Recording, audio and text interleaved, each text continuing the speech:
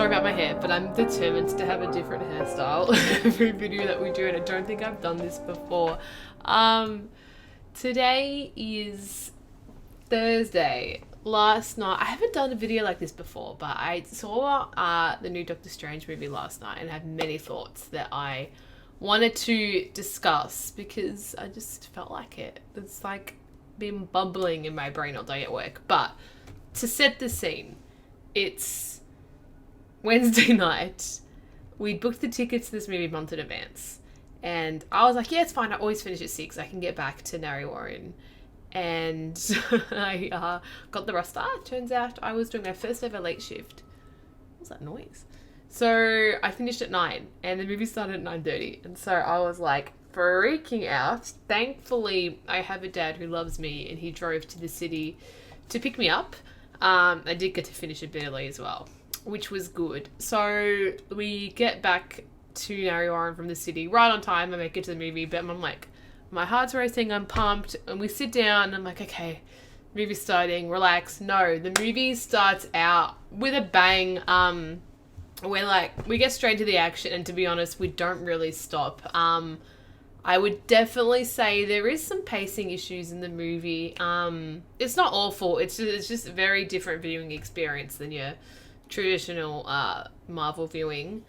But, yeah, so, we got to the movie. Most of what I'm going to be saying, I've already mentioned on Twitter, but I just thought I would verbally, discuss them too.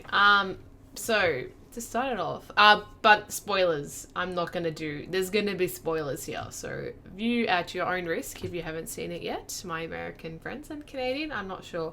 I think it's released everywhere but America and Canada, but that could also be wrong.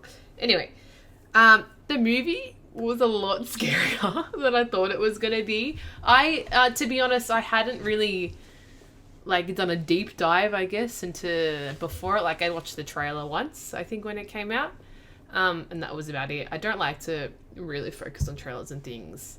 I like to more sort of not really know what's going on when I come into the theater. And so, yeah, I wasn't expecting... It's Sam Raimi has done a great job in terms of trying to follow his method rather than going for your traditional MCU thing. So it was quite scary, I thought, actually. A lot of jump scares, which I think actually did well for it, because it's not your traditional Marvel viewing experience. The movie's just not funny, and I don't mean that in a bad way, but and you don't really get your typical Marvel light humor moments where the crowd everyone laughs and it's ha ha ha.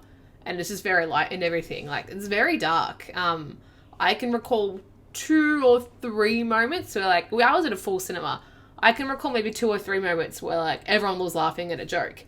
And one of those was when Wong was reacting to Zombie Strange. And so I really love how it's not your typical Marvel movie. The cameos. For some reason, in my mind, I thought John Krasinski had been confirmed as Reed Richards. I don't know why. I must have either just read a rumor or whatever, but I straight up just thought that was happening.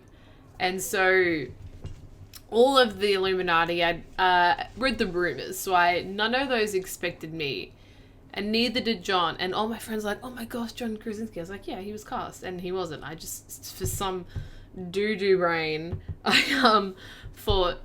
thought he was already. And plus, right before that scene, I think it's Christine, it must be her, she's talking about something and she mentions the Baxter Foundation, and that's when I was like, oh my gosh, Fantastic Four, it was rumored, but I was like, oh my gosh, we're confirmed. So that was maybe 2 minutes before they actually did the reveal, but I was like, oh my gosh, Baxter Foundation, it's actually happening. The rest of the cameos I loved. Patrick Stewart is X-Men means so much to me, I think the most, just because I grew up with X-Men as a kid. That was all I really wanted to, the cartoon and the games, the fighting games were the best. And so seeing Patrick Stewart on screen and just he's the same gentle old soul, he believed in Steven. The scene where he's reaching for Wanda when she's trapped by a Scarlet Witch, oof, it killed me. all of it.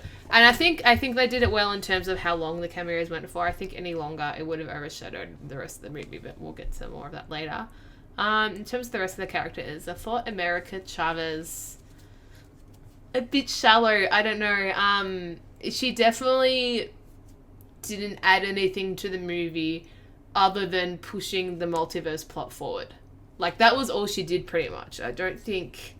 Yeah, she didn't have much of an arc, really. And I thought, I mean, the actress did fine. She didn't have much to work with. So it's a shame, but it's just how it goes, I guess. Also, back to the cameo, when Patrick Stewart came out, the X-Men 97 theme. Oh my gosh. That is it's just like a banger of a song. And the fact that they did that was incredible. My friend Caleb, if you go look to his review, he recorded some audio of like the crowd reactions, and right when that played, you can hear me just, because I was sitting a few, maybe 10 seats away, but you can hear me just going, "Let's go!" right before everyone else started cheering. It's a little bit awkward, but and also my next question is, does that mean, is X-Men 2000 officially confirmed as the first MCU movie? I'm not sure, but we'll see. Going back to Scarlet Witch, I've always been a big fan of her X-Men, and then especially from Wolverine in the X-Men. That episode, her and Nightcrawler's episode, that's one of my favorite television episodes ever. And so this just totally confirmed that she's cool, she's the best. I was actually rooting for her the whole movie. Like, in my mind, this was the Scarlet Witch in the Multiverse of Madness, and so I was totally wanting her to succeed, knowing that she probably wouldn't. But so it was just really nice seeing Marvel utilize her well. Is my phone ringing? No. And just her arc in general is just really tragic. Going to the ending, just jumping a bunch. I can see what they're trying to do. Like, I really think the movie would have benefited from an extra 20-30 minutes in runtime. And so it was just, I can see Wanda realizing she's not the right mother for the kids, and realizing, oh crap, like, this is wrong. But I just think she got from A to B too quickly. All of a sudden, she's like, kill, oh, actually, I'm good. Like, if they just fleshed that out a little bit longer, I think it would have worked a lot better. Because it makes sense. Like, I get her making that decision. Just the way that it happened instantly was... yeah.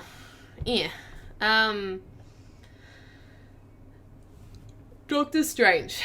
This is his movie. But in some way, it didn't feel like his movie. Partially because I just think Wanda stole the show. But also... And just for him in general, I kind of wish we met a variant of Strange that was useful as well. Because, like, the first Strange we meet, he kills, or he tries to kill America. Then we meet our Strange and we find that, yeah, he's not great with He's not great with relationships, and, like, he's pretty much the reason it didn't work out with Christine, blah, blah, blah, blah. So we know he's flawed. Then we meet the one who, Shadow traveled in the first place, and he got executed because of that. And then we meet the final one, who's just kooky brains. And so I don't know. It just felt like the movie is just constantly beating up, like, its own main character. I just thought that was kind of odd. So I don't know.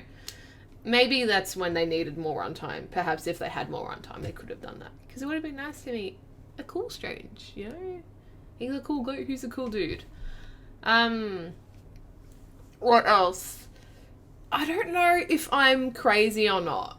Besides, I saw someone else on Reddit pointed this out as well, but I swear I saw a Doctor Doom statue, like when Wong and Wanda go to the place where they can do the Darkhold stuff again. I swear I saw a Doctor Doom statue, but I don't know if I'm crazy, because I've only seen one other person on Reddit say so. So maybe I'm crazy, but I don't know. 616. This is all jumbled, and this is how my brain's been going on today, just like analysing the movie and processing things. 616, that's probably the biggest shock for me for the movie. I was not expecting that. When Christine said, oh yeah, we're 853, whatever it was, I was like, okay, it's going to be 616.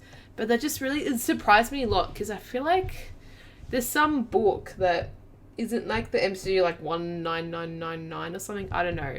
But now, like, we're officially 616, which is interesting. So, I wonder now how they're gonna do X-Men and Fantastic Four again, if they're gonna be 616, or because Fantastic Four I can sort of get, like, they almost sort of teased it in WandaVision when they mentioned like the space program. I don't know if that was intentional, but everyone thought it was. But yeah, X-Men, I don't know how they integrate, because like, how are they gonna integrate mutants into the 616 they've built on screen? So that'll be interesting how they figure that out. Maybe it's just going to be a standalone film in a different universe, and that's probably the safe option I guess, but it's probably the smartest option. But we'll see. I don't know. And I'm curious what this means for the rest of Phase 4. Is Phase 4 still going? I actually don't even know. Phase 4 and Phase 5 and beyond. I'm excited to see more X-Men. I really hope Patrick Stewart's not done. I'm pretty sure we'll see more Scarlet Witch, just because Elizabeth Olsen has signed a 7-year contract extension. So I expect more of her, whether that's going to be X-Men related or not. Who knows? Maybe we will confirm that she's a mutant. We'll see. I think that's most of my thoughts. Yeah. So, thank you for watching. Thank you for watching if you did.